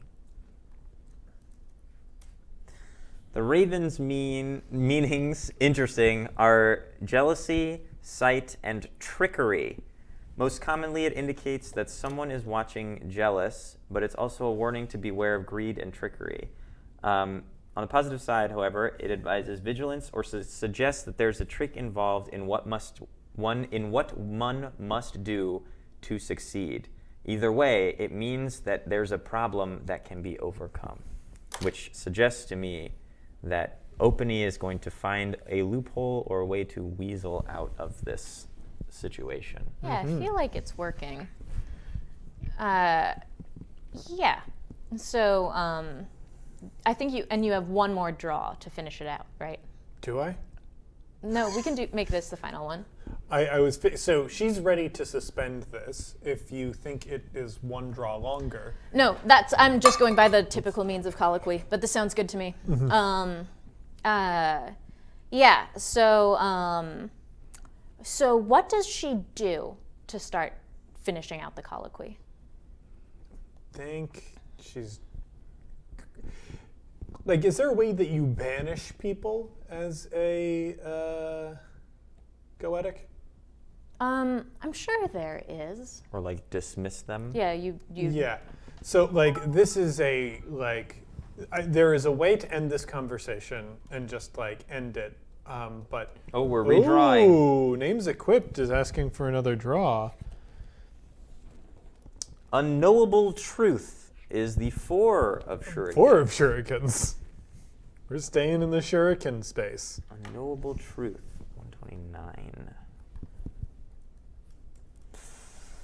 Truth, searching, and futility are the meanings of unknowable truth. When the unknowable truth card is revealed, it affirms and advocates for a conclusion. However, it indicates futility regarding a plan. Otherwise, it means that perhaps the answer requires more searching. Or Redraw that for me, please. Ooh, and Cashing Kat's in the using redraw. her redraw for a very powerful card, the Revealing Knife, the 8 of Suns. The 8 of Suns. These do have meanings and names that we have not used. The Revealing Knife. Its meanings are revelation, discovery, and my favorite, finesse. When the Revealing Knife card is turned, it suggests that careful, precise action is required for what lies ahead. It indicates that there are secrets to be discovered, Secrets, yes. and whether their revelation is good or ill-tiding is up to the individual concerned. When the card is turned, most assume that the next card played on the Path of Suns indicates the nature of the secret revealed by the knife. Oh, cool. Okay, so shall we pull the card for What kind of secret we're what kind revealing? of secret has been So this, I think so. yeah. So basically, the Revealing Knife means draw another card and we'll figure it out. Yeah. Yeah, but I think it also means that the next card is tied to a solution. So Yes. even no matter what this is, it is likely. There Oh we go. my God! It is Angel. Wow! What a pull! 78 Yay. is the 7 of Jacks or Gax. Judgment, safety, assistance, light, and justice, which means most assuredly that Lucy is a big old loser. One should It wasn't much of a secret, really. one should take this opportunity to look for an ally or at least shelter. Someone or something out there can help the person in question. The angel brings justice as it passes judgment. As long as one is not found wanting, this card turn suggests that external forces bring assistance or succor. Well, I have to ask Kat, Yeah. what is the external force that helps The Opening. external force that helps Opening. I mean, someone has been watching this entire thing. Mm-hmm. We framed this conversation through a peephole. Yeah. So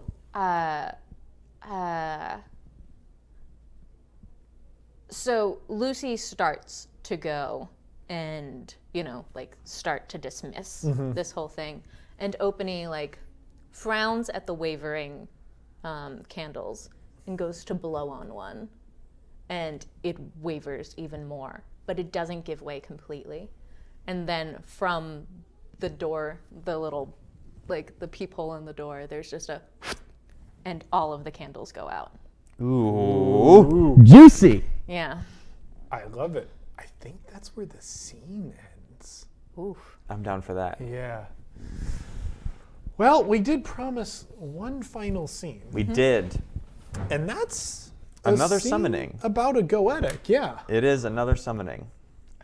So I think the darkness that is the camera right now lights up with a single candle, but we can see that the person lighting that candle is not Lucy Bright. No, it is one Escrow Flunt. Escrow Flunt? Escrow Flunt, yeah. Oh boy, that's unfortunate. Is this a character that you know well? Escrow, the card that we pulled to represent Escrow is The rat. The rat is Yay! the Six of Mysteries. So my question to you, Kat, is Escrow literally a rat or just a rat type guy? No! Escrow has to be... Is Escrow one of the cool rats that's or is Escrow one of the rat daughters? I don't think Escrow is one of the rat daughters. No, because then I wouldn't have the last name Flunt. No. I think perhaps he is almost like an awakened swarm of rats. Oh, a rat king. Yeah. Or is that too... No, that's great. Escrow Flunt is a rat king. So this is a rat king. Unfortunately for... Oh, there's something that you guys don't know about swarms of rats. Calvin's life was saved by a swarm of rats, That's cool. recently. Is that real? And he's got a rat coin. No, cool. Fascinating. Yeah, he's followed by rats. I don't know what that means. Sounds, I gotta tell you, horrible. Well, it was pretty great for me. But it's not great news for Escrow. Poor Escrow because Flint. The rat means a terrible calamity or disaster occurs and only hardy survivors withstand it. Well, I think we open on Escrow in the midst of the examination that he is taking to advance in the order of Goetics. yes. And there are perhaps some familiar but mostly unfamiliar faces dotting this room. Watching as he carefully inscribes circles into the ground and carves runes with chalk into the wooden floorboards of his house, which is where this is happening. As our resident Goetic expert, Kitty, what terrible flaw does Escrow overlook while he is preparing to conduct this summoning? It's really simple. He draws his luck sign reversed. Aha. So it's so easy to do because he has to do a triple luck sign. So it's 3 of them. And it's just a matter of drawing the top one, that most people think that you have to draw it up top, but you actually have to draw it on the bottom for it to be in the correct positioning. Why would most people have that wrong? Because most people aren't Goetics. Okay. Like, okay. and I was just thinking, there's a whole order of these people, and most of them are gonna screw this up. But it's a common thing in jewelry because it's a pretty design. That it's just and most designs of them aren't actually magical. It's just a luck, a luck thing. But the triple luck sign is just It's just wrong. It's just wrong on this thing. So as he finishes his circle up, he puts the chalk in his pocket and claps his hands. Claps all of his many paws. little rat hands. And as a unit, they turn to face the other people in the room. They say, "Goetics, I present to you my examination. a summoning of a demon whose name we thought was lost to time, but who I have uncovered. Actually, I think he calls himself we. But who we have uncovered. We shall bring him forth and show you that we are ready to become a 4th level Goetic. Wow, can't even believe how great this is. The Forgotten Prisoner. That is who we're summoning. That is the 5 of fidget spinners. Forgotten Prisoner. That's definitely who we're summoning. Terrifying. 99. Forgotten Prisoner most likely indicates that one has forgotten something vital, but can also presage some coming of injustice or just simply a bit of bad luck. Oh, buddy. Escrow! Someone is incarcerated or something happens involving the prison. So I think Escrow places his many rat hands on the edge of the circle, and Get your rat hands in we hear a vicious and horrid wilting laugh erupt from the center of the scrawl.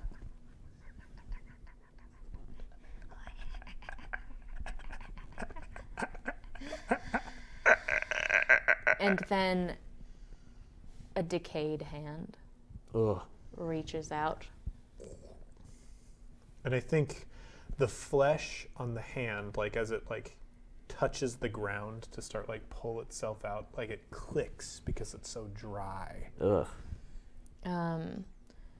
And it touches in the circle, and pulls out the rib cagey thing of this the demon first, and then the shrouded head, and he looks up at like eye level with Escrow Flint, and Escrow like looks confident for 2 seconds. And then I summon you forth to... He reaches out of the circle. Oh no. And drags him down through. Yes, in a sweeping gesture, like collecting, like a hand coming out of a garbage can and sweeping something inside. Escrow Flint, screaming, is drawn down into the circle, which then unwrites itself and disappears. So that's a fail. I would go so far as to say 0 out of 10. That's, wow. The camera goes with Escrow. We're going to see this like weird Goetic Waldorf and... You guys want to stick up there? No, we'll do that later. I understand, but we have responsibilities. There's business elsewhere. We started in the blue. Let's end it in the red. Yes.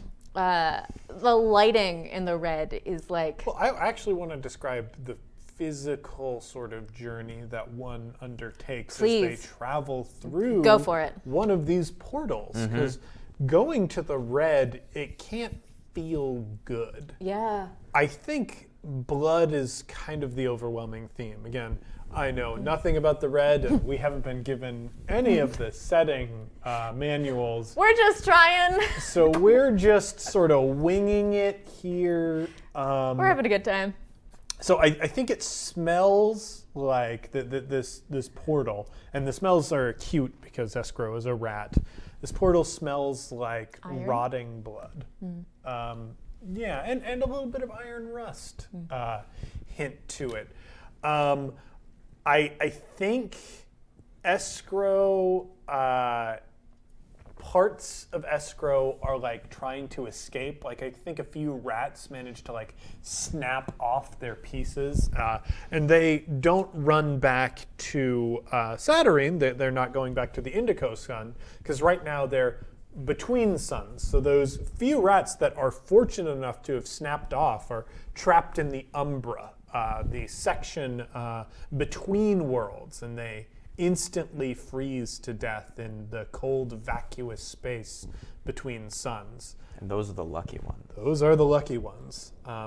Because the rest of Escrow lands in the red. And I think there's immediately a bunch of chaotic energy surrounding Escrow, because this was a demon whose name was supposed to be lost. So like I think the demons of the red sort of gathered around to like see how this thing was going to shake out. Yeah, they wind up. Well, first off, like this place, it's got a Mustafar feel to it, but it is so much worse when you touch down. Like the lighting's there, right? But the ground is like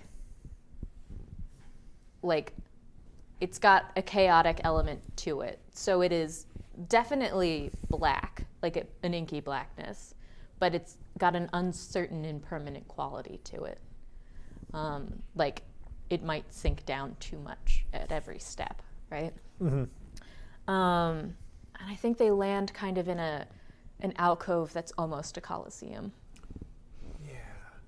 Oh, I do want to point out, I know that we're probably way too past this point, but Escrow being a rat king is clearly like an entity that lives within this swarm of rats and adds rats to that collection. So like when those rats snapped off, it felt like parts of its mind breaking off.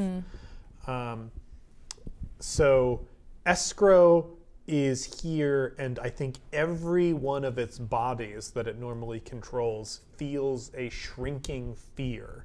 So they're surrounded by whooping and hollering beasts from beyond imagination that are all around giving what their equivalent of applause to the nameless prisoner because it's managed to bring someone back.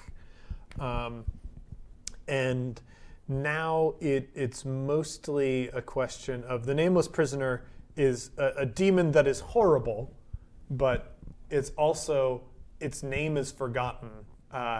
It doesn't even know what it wants or why it moves. So like as soon as it has Escrow in this squirming mass, just drops them to the ground and wanders off as the other demons of the red creep closer. Start creeping in to, well, it's not very nice, you know. As soon as the first one gets close enough, it grabs up a squeaking rat, squishes it, and draws it in towards its mouth. Go at it. You're in the wrong world, too. So far from home. So tasty. And they all start swarming in on the horde of scrambling rats that are like screaming and squealing for mercy in many languages. Were you gonna sting it? Yes. When all seems abundantly lost, the demon screaming rises to this cacophonous crescendo. They're snapping almost at each other as much as they are at Escrow's bits and pieces, such as they were, when suddenly something akin to a shadow falls across the scene. And with rapt attention, all of these misshapen figures flip their vision up in the direction of this shadow that's being cast. And standing before them is a demon unlike the others. That is tall, made of obsidian. She has emerald eyes who are roughly cut. They are asymmetrical and clouded green. And she strides through them, and they scatter in perhaps a poetic justice. They scatter much as rats do, to leave Escrow sitting underneath the shadow of this demon. Just one rat. One rat is Just left. one rat remains that Escrow is like crammed into. Escrow is a like mental creature that spreads itself out across many bodies. So being torn asunder like this, it is struggling to hold on to this rat because there's not enough space inside it. It's grown too large to only be in one body. It's in severe spiritual, mental, and physical pain quaking and looking up at this creature. As it grows closer, like the obsidian catches some of the flares of the cruel red light of the red sun, but still mostly held in shadow. The only things that cut through the darkness all around them are those emerald eyes, which catch light that is not even there. I do want to point out, I know this because we knew where this scene was going. We didn't need to draw a card, but the card that was drawn was the compelling voice. Fascinating. That I just drew, which I think is very interesting and funny based on how the crowd of demons was scattered. She didn't even speak. She didn't even speak, but they scattered at her very presence. So let's see. Yeah. So she's standing over this broken and quaking being, looking down on it. And do we just close out on those eyes? No, I think she should say something. So she leans down to this tiny, tiny little rat, and she smiles kindly, and in a very soft voice, whispering almost, says, "Let's make a deal." I love it. Yeah, I think it'll go back, like down to that like leaning in shot. Let's make a deal, and the smile moves back to that like almost kindly smile, and then past it, and then traces and cuts up the face, and you just see the mouth full of like so many teeth. Too many teeth. Too many teeth. Yeah. It's mostly teeth in there. Yeah. It's just a lot of teeth. Not what you want to see. And I think with that, we are done for this evening. Thank you so much for hanging out with us. Tomorrow, we're going to be showing off Earworm. So if you are into party games, if you're into music, be sure to check that out because that is going to be a fun evening. Next week, I think we talked about doing something on Monday. We're going to nail down that date in the future, but it's probably going to be another side scene thing before we resume our main story, which will be picking up in the red. But yeah, that's it. Thanks for hanging out with us. Thank you Have so a good much, night. everyone. See you later.